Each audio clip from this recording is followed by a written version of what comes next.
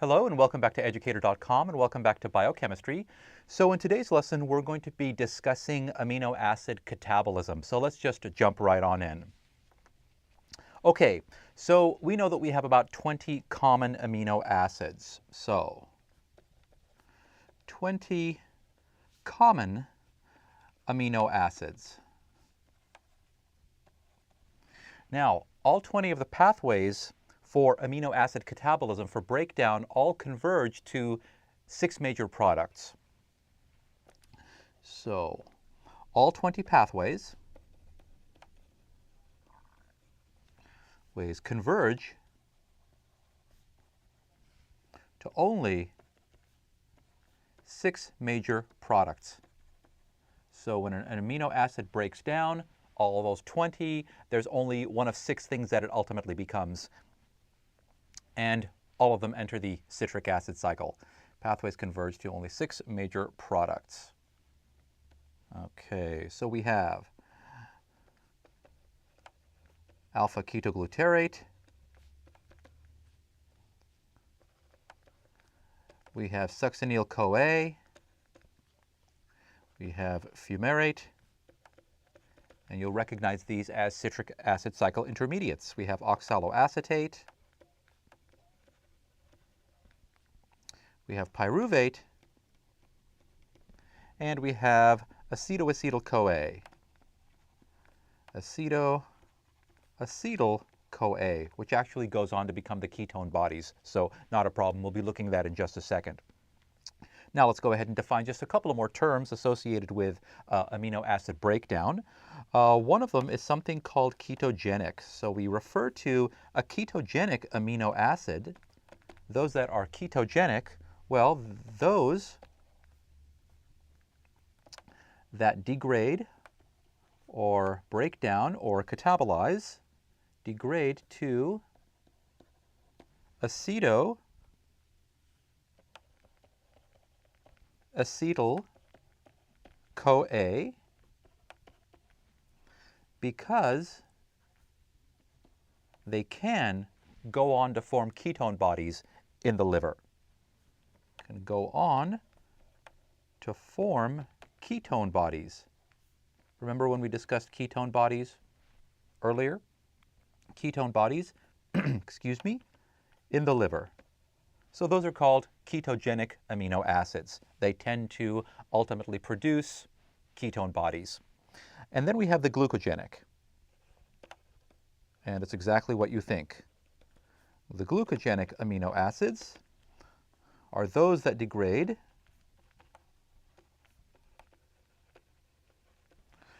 to oxaloacetate, ultimately. In other words, their final form will be oxaloacetate, okay, pyruvate, or the other molecules mentioned above, or the other molecules which become oxaloacetate,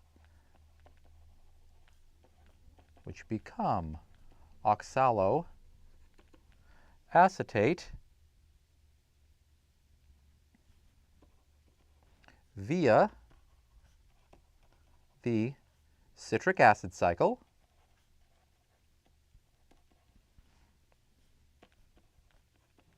because they go on to form glucose. They go on to form glucose in gluconeogenesis. So ketogenic amino acids, glucogenic amino acids. Okay, let's go ahead and take a look at a diagram of amino acid catabolism. So we'll spend a couple of minutes on this and just sort of get a sense of what's going on. So let's look at the legend here. These amino acids are listed around here, and as you see, this is the citric acid cycle. Here is oxaloacetate, citrate, isocitrate, alpha-ketoglutarate, succinyl-CoA. Back up here, here's where acetyl-CoA from pyruvate comes into the citric acid cycle. So the amino acids that are in red, those are the glucogenic amino acids. So right here, arginine, proline, histidine, glutamine, these break down into this. This ultimately goes to oxaloacetate. Oxaloacetate here can follow this path to become glucose, glucogenic. These others, glucogenic, glucogenic, glucogenic. Notice the ones in purple, the ones in green, those are strictly ketogenic. So the leucine and the lysine are strictly ketogenic. When they break down to acetoacetate, acetyl-CoA, and then they will go on to form they'll go on to form ketone bodies. So these are the ones that are strictly ketogenic. Now, the ones in purple, they're both glucogenic and ketogenic. So the phenylalanine, tyrosine, tryptophan. Notice here tyrosine, phenylalanine. Phenylalanine is going to be the molecule that we're actually going to talk about specifically in a little bit. We're going to follow its breakdown in detail. The isoleucine here. So again, you can have amino acids that are both glucogenic and ketogenic. So this is a nice thing to just, sort of try to wrap your mind around, just to see where things are going. And again, you have your fundamental molecules that you're breaking down into: the alpha-ketoglutarate, the succinyl-CoA, the fumarate, oxaloacetate. These break down into pyruvate. These will break down into acetoacetate. That's it. This is just a centralized picture of amino acid catabolism. Okay. Now, before we discuss the breakdown of actually one or two of these amino acids, I wanted to look at some of the enzyme cofactors that are involved in amino acid catabolism. Okay, specifically the one-carbon transfers. So let's go ahead and list some of these. Let me go ahead and stay with red. So, cofactors that play a role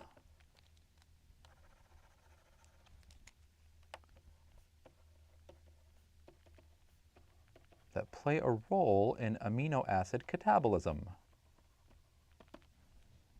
Okay, there is biotin. We've come across biotin before. There's tetrahydrofolate. There's tetrahydrofolate. Okay. H4 folate, you'll often see it abbreviated that way. And there is S-adenosylmethionine. Adenosylmethionine.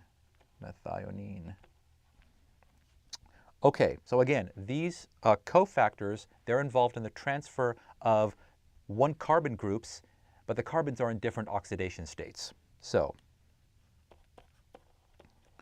these cofactors, they transfer one carbon groups in different, well, let me actually write it over here, in different oxidation states.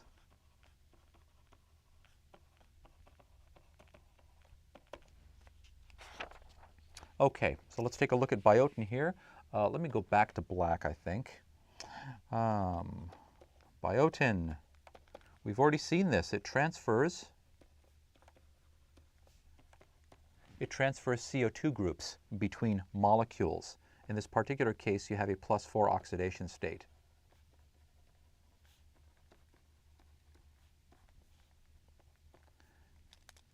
Okay, and if you remember right, there are different ways to consider oxidation state for a carbon.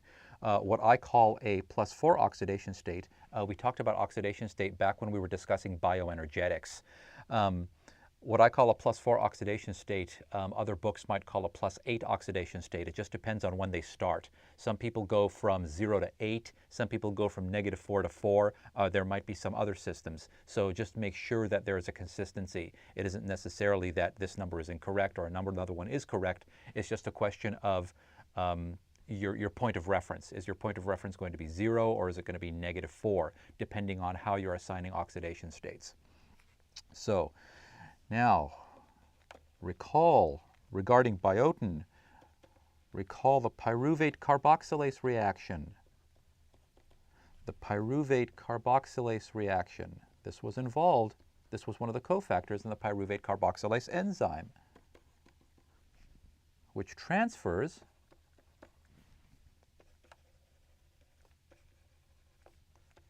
CO2 from bicarbonate to pyruvate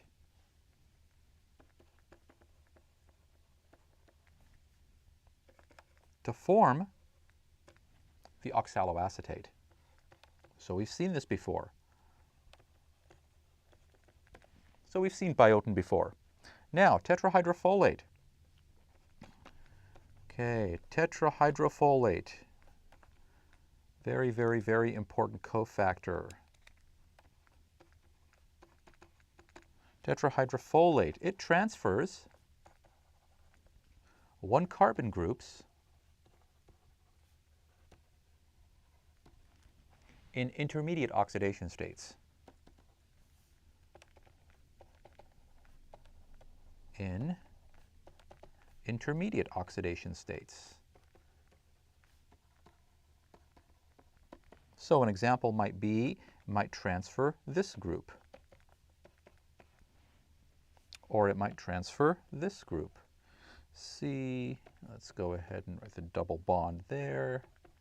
H, something like that. So less than 4, greater than -4, the intermediate oxidation states. Carbon fully oxidized +4, it's lost 4 electrons. Carbon fully reduced, like methane, it has 4 hydrogen atoms, it's at a -4 oxidation state. So the intermediate oxidation states, some of those molecules, it's the tetrahydrofolate that facilitates that 1 carbon transfer for whatever particular enzyme happens to be under discussion. Now, tetrahydrofolate, we will mention as a note, it occasionally transfers a methyl group.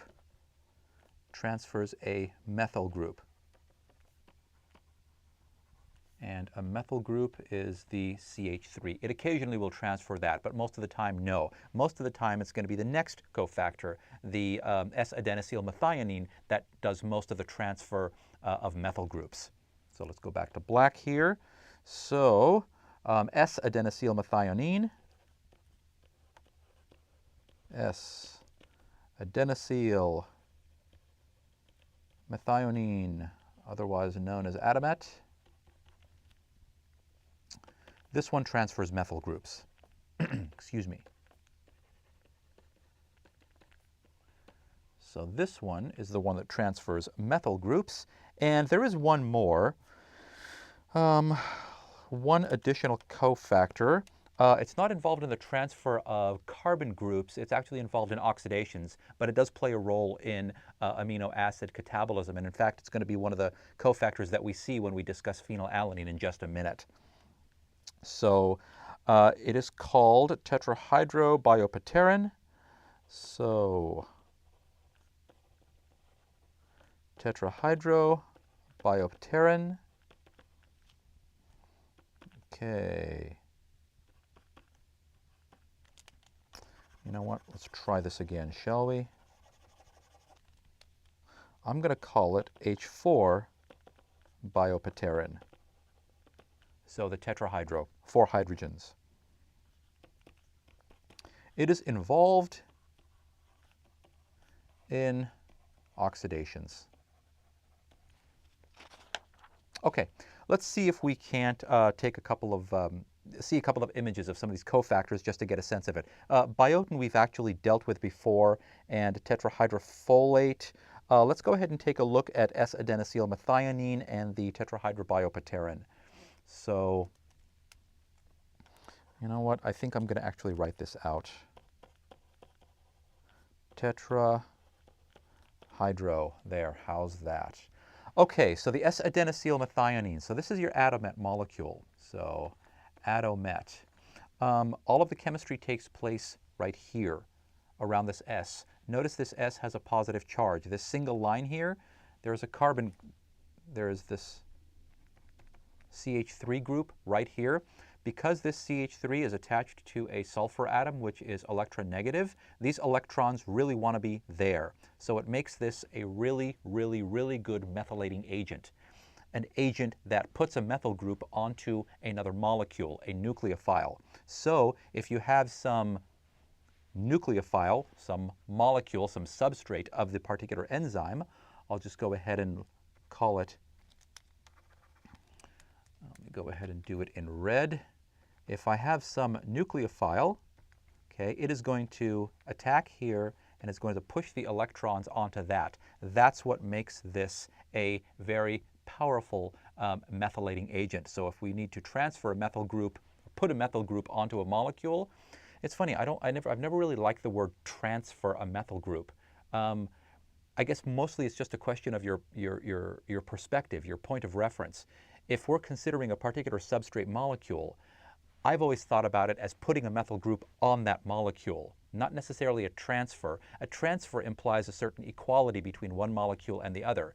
But if it's a particular molecule that you're concerned with, this is going to be a nucleophile.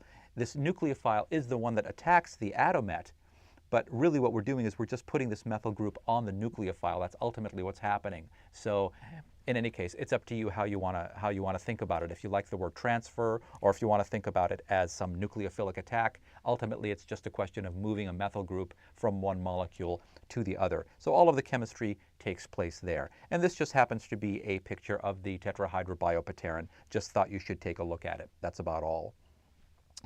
The tetrahydro part comes from 1, 2, there's a hydrogen here, there's a hydrogen here. That's where the tetrahydrobiopterin, that's where the tetrahydro part comes from. That's all. And it's the same with tetrahydrofolate. It's these 4 hydrogens that are here, as opposed to dihydrofolate. 2 of the hydrogens are actually pulled away. It becomes oxidized and reduced back and forth. That's what happens to it. Okay. So now let's go ahead and follow the catabolism of phenylalanine. So let's go back to, I think I'm going to do this in black. So now let's follow in detail the catabolism of phenylalanine.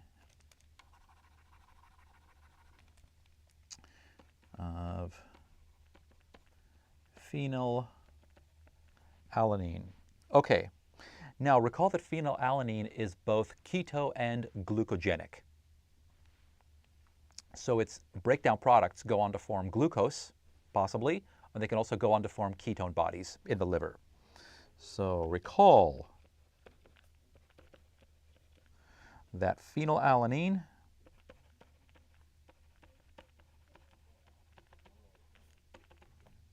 is both gluco and ketogenic. Now let's start. I think I'm actually going to start on the next page so that I can do the molecule. Okay, so I'll start over there. All right, so let's go ahead and draw this out, and we're going to actually list out some of the carbons that are important because we want to keep track of the carbons. So that, C, C, C, there. This is going to be C, C, COO minus, and we have NH3 plus. So this is our phenylalanine, and I'm going to go ahead and mark off 1, 2, 3, 4. Those are going to be the carbons that we want to keep our eye on. 1, 2, 3, 4. Let me go back to black. Okay, so now our first reaction is, well, let me get a slightly longer arrow here that I think I'm going to need. So let's go this way, and we're going to have O2 coming in.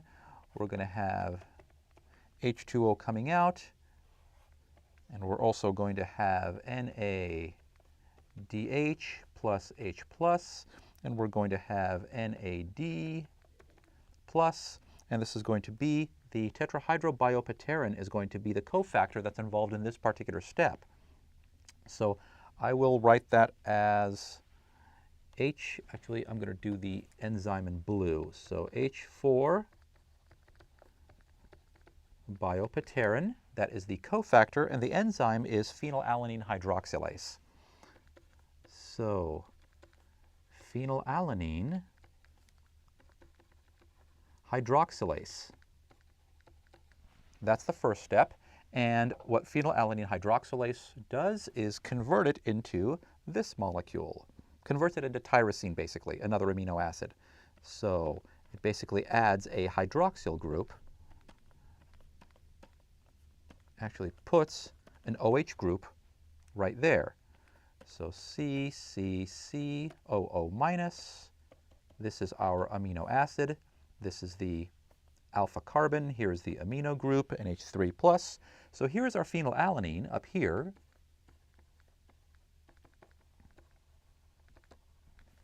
And the first step is the conversion to tyrosine. Okay, now when there is a problem, when there is a genetic defect in this enzyme, the phenylalanine hydroxylase, that is the cause of the disease phenylketonuria. So I'm going to go ahead over here in blue. I'm just going to go ahead and, or actually I'll just leave it in red. I'll write PKU. So there are several genetic diseases along this pathway. If there are problems with these particular enzymes, it's the cause of that particular disease. So let's go ahead and go back to black. Okay, so now that we have tyrosine, the next step in the breakdown is the following. Let me go ahead and do a little arrow here. We are going to have alpha ketoglutarate, and we're going to have glutamate. And the enzyme is going to be tyrosine aminotransferase. We've seen aminotransferases before. They basically just transfer amino groups from one thing to another. So this amino group is going to go from this tyrosine. It's going to end up on alpha ketoglutarate to turn it into the amino acid glutamate. So tyrosine aminotransferase. And what we end up with is the following molecule. So this part stays, no worries there. This is OH, this is C. Now, instead of the amino group, we have a carbonyl group. So we have C, this is OO minus. So this is para-hydroxy phenylpyruvate. So this is para, you guys should be familiar with this. Para-hydroxy, para, meta, ortho, para-hydroxy, phenylpyruvate, phenylpyruvate. Okay, so that's the next step in the breakdown of phenylalanine. So phenylalanine to tyrosine, tyrosine to para-hydroxy phenylpyruvate. All right, let's go ahead and see what the next breakdown is going to be. Let's redraw this molecule up here. Boom, boom, boom. C, C, let's put that there. C, C, and C, OO minus. This was our para-hydroxy phenylpyruvate. The next step is going to be O2 is going to come in, CO2 is going to leave. The enzyme that is going to be responsible for this is para-hydroxy phenylpyruvate dioxygenase. Para-hydroxy, whew, these names are just crazy. Phenylpyruvate dioxygenase. And again, it's going to depend on your particular teacher if they want you to know the enzymes or not know the enzymes. Dioxygenase. Dioxygenase. Okay. What this one does is the following. It converts it into this molecule. Okay, let's go ahead and draw this one out. We'll draw this one a little bit differently. So 1, 2, 3. I'll put the C there. Put that. OH. OH. This is going to be C. It's going to be COO minus. Okay. I had 1, 2, 3, 4. That was the 1, 2, 3, 4 carbon. Now, these carbons, there's been a little bit of a shift, a little bit of a move around, a little bit of a twist. This is 1, this is 2, this is 3, and that's the 4 carbon now, okay? So these carbons are now these carbons. Okay, the name for this.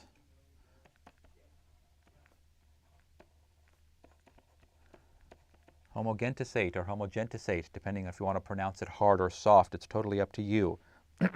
Okay, now let's see what we can do to this one. From here, we have O2, H plus,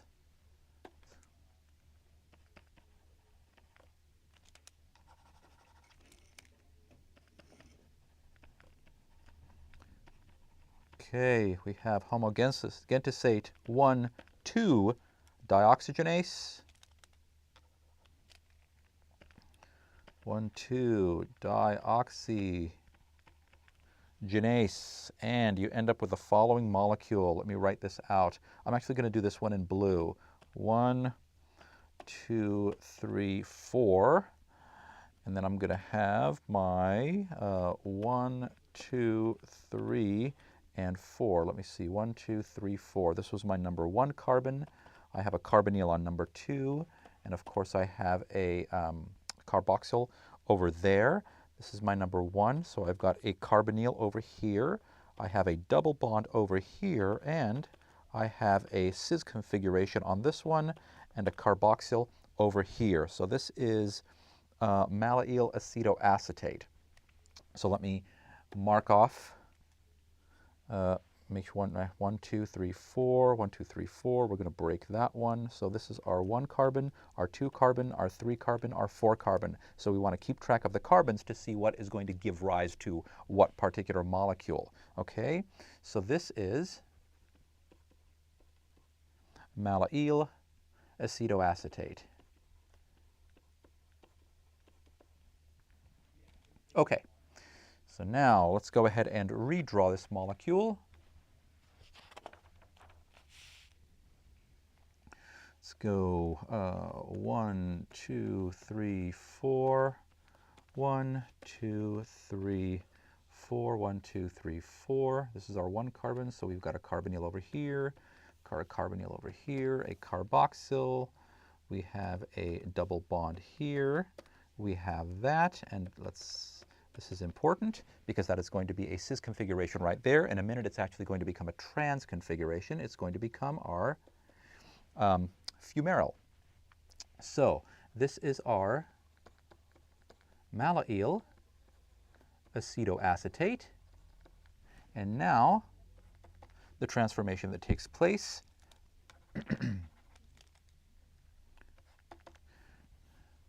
is going to be, everything is going to stay the same. Let me mark my carbons again.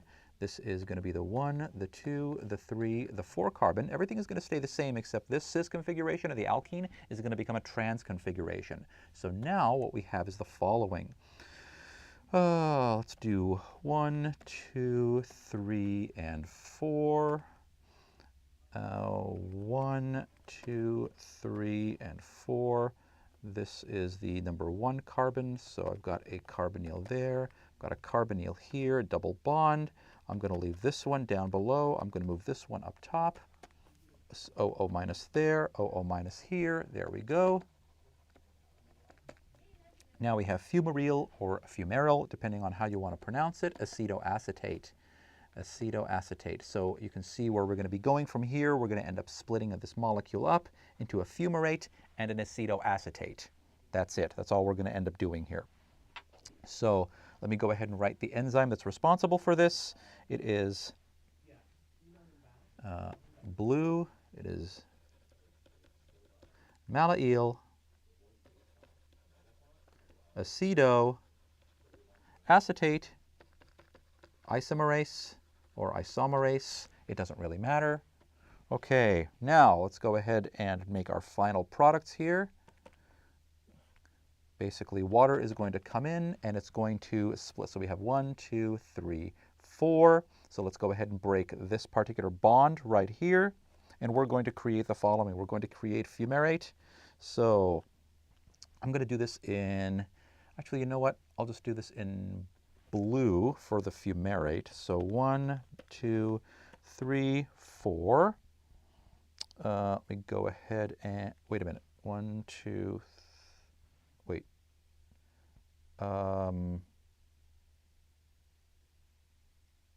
Yeah, that's fine. Okay, so I've got that. I've got that. Got that. And I've got that. Got this. And let me see, I've got plus, and let me go ahead and do this one in red. This is going to be C, COO, C. Let me see if I've got this right here. It's going to be, yes, that's right. C and then COO minus. Okay, so here we have our acetoacetate. And here we have our fumarate. So this fumarate here,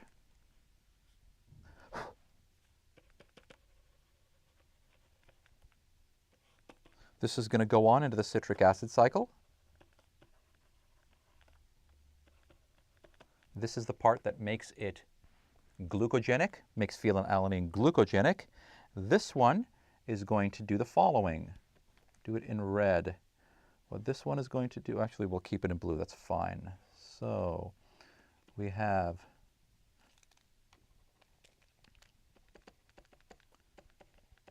succinyl-CoA, we have succinate, and we're going to end up with our, let me do this in red, we're going to be C, C, C, C, S-CoA. So the coenzyme A is going to be transferred from the succinyl-CoA to this acetoacetate. It's going to become acetoacetyl-CoA. Let me go ahead and finish off with the carbonyls here. Go ahead and put the hydrogens here. I'll go ahead and put an H there, put an H there. So this one, it ends up either becoming acetyl-CoA and entering the citric acid cycle. So this is one possibility this way.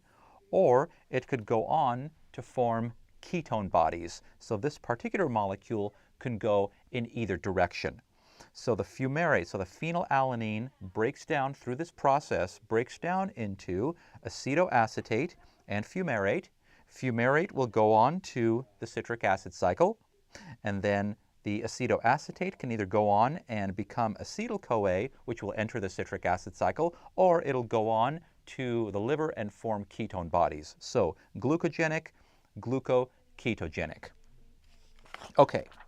Now let's actually go back and talk about what happens in the first step, the phenylalanine hydroxylase reaction. Just wanted to talk a little bit about the cofactor, the biopterin, the tetrahydrobiopterin. Okay, so let's take a look at that again. So we're going to look a little bit more at the phenylalanine hydroxylase reaction, which is the first step of the breakdown. Hydroxylase reaction. That was reaction number 1. Okay, so the reaction that we had was the following. We had phenylalanine. I'm not going to go ahead and draw these out again. I'm just going to write what's going on, actually. Let me give myself a little bit more room here. So phenylalanine. Okay, that was where it went from phenylalanine to tyrosine. We had O2 coming in. We had H2O leaving. We had NADH plus leaving to form NAD plus, NADH plus H plus, and This is, so the enzyme, I won't list the enzyme is the phenylalanine hydroxylase. The cofactor was the H4 biopterin. We do it in blue. This was the cofactor. So we have the tetrahydrobiopterin, H4 biopterin. That was the cofactor. Here is what happens in this particular reaction. So watch this. 5, 6, 7, 8. Okay. Tetrahydrobiopterin. 4 hydrogens. Goes to 7, 8.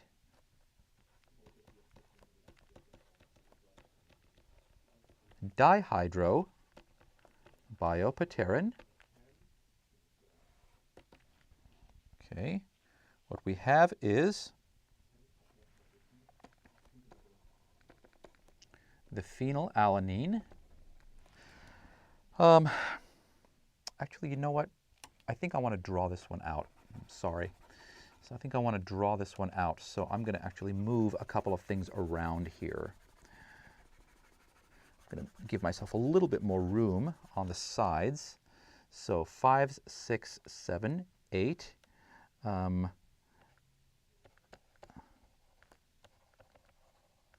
Tetrahydrobiopterin goes to 7, 8 dihydrobiopterin.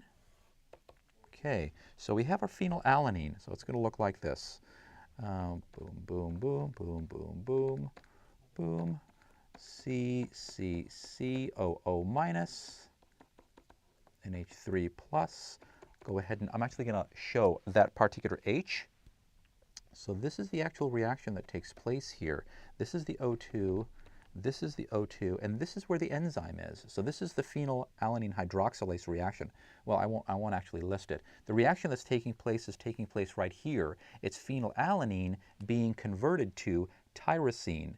So I'll go ahead and draw this out again. What's going to be interesting, I'll write this H, I'll write that. C, C, C, O, O minus.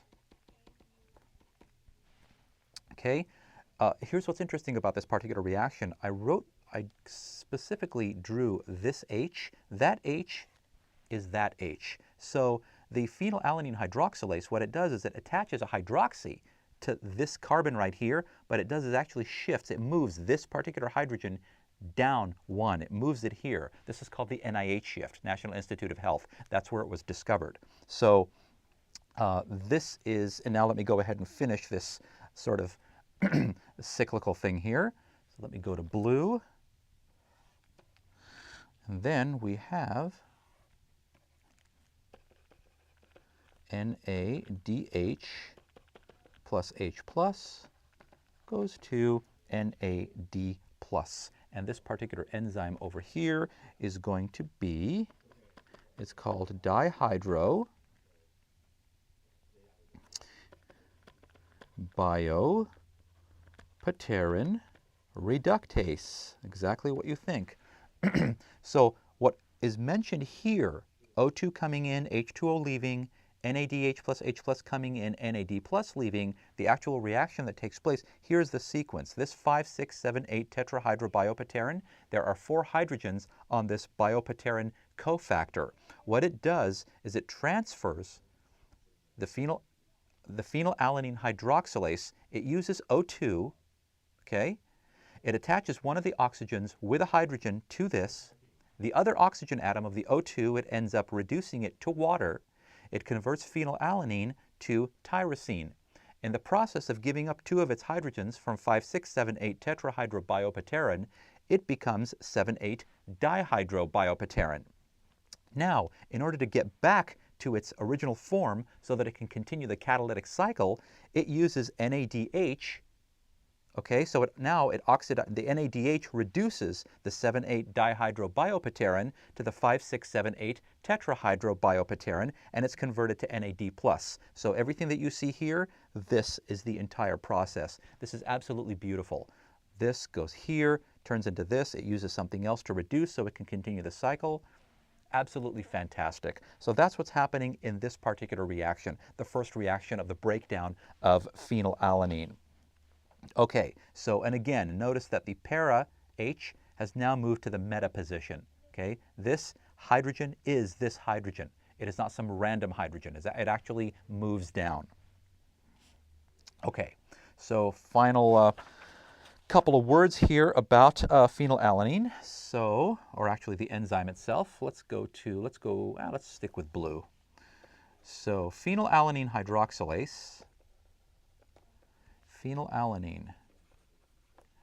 hydroxylase, okay, is one of a class of enzymes called mixed function oxidases. Mixed function oxidases,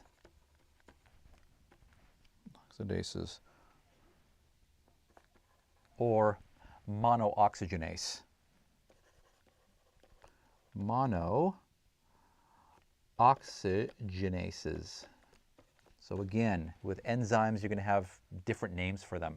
So an oxidoreductase, we tend to call it by its more common name, a dehydrogenase.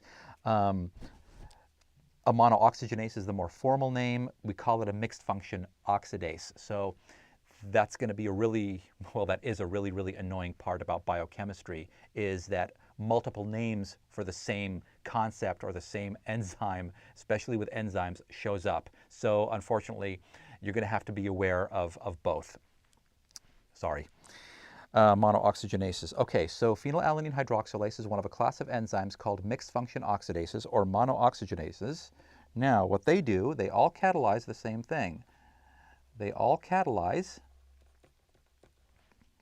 the hydroxylation, like we just saw, the hydroxylation of a substrate. In other words, they attach an OH group to some carbon on the substrate. They all catalyze the hydroxylation of a substrate by one of the O atoms, by one of the oxygen atoms of O2.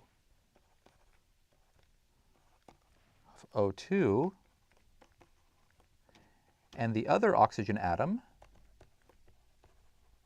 is reduced to water.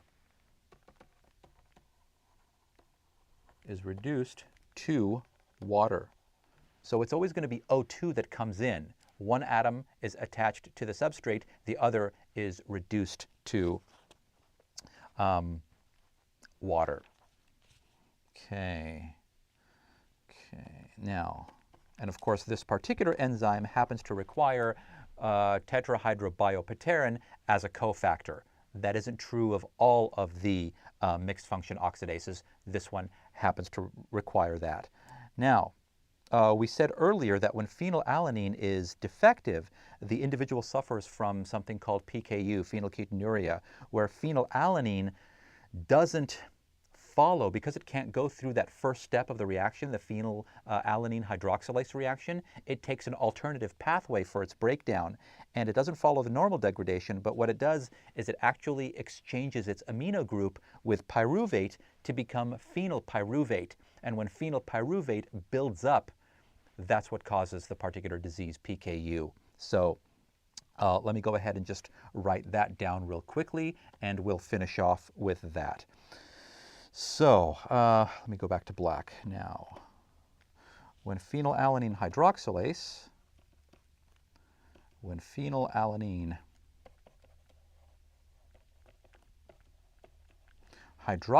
is defective,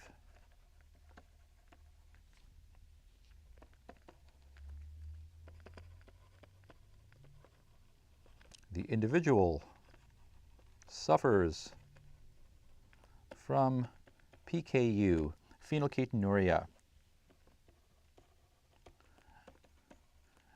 where phenylalanine degrades by an alternate pathway. Alternate pathway. Actually, it doesn't really degrade. It just converts to one product, and that product builds up. Pathway. So what happens is the following. I wonder if I should do it on, that's okay, I guess I can do it on this page. So what we have is, let's go ahead and go back to blue here. So we have our phenylalanine, CCCOO minus, NH3 plus. What ends up happening is CCCOO, it ends up transferring this amino group to pyruvate.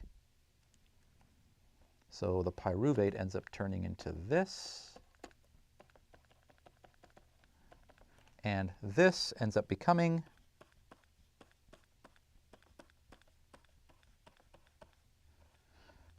O minus. It ends up becoming phenylpyruvate. So this is the phenylalanine, and this is the phenylpyruvate, which accumulates and is the cause of lots of trouble. So when the phenylalanine hydroxylase is defective, it takes this particular pathway, and it is the cause of PKU. Okay. Now, in this particular lesson in the beginning, we looked at, of course, that diagram that described the breakdown of all of the 20 common amino acids. We've only looked at the specific breakdown, the details of one of these, the phenylalanine. I urge you very, very strongly to take a look at the very least, the breakdown of 2 or 3 of the other amino acids. You can choose whichever ones you want. Perhaps your teacher wants you to Perhaps your teacher will give you a list of specific amino acids that you have to know the details of. Perhaps not. But again, the idea is to, and this is, you don't necessarily have to write these down in an active form, you know, sort of follow, but you should be able to follow the breakdown. That's the whole idea. You want to be able to look at a particular pathway and be able to follow what's going on. Not necessarily mechanistically, it just depends on what it is that you have to know for your exams. But just to get a sense of the patterns that are available in all of these pathways. Now, of course, each individual amino acid will break down in a different way as far as the details are concerned, but it's good to get a sense of the patterns. So I strongly urge you to take a look at the very least, 2 or 3 other amino acids and just, you know, follow the path. It's available in your biochemistry books. Thank you for joining us here at educator.com and biochemistry. We'll see you next time. Bye-bye.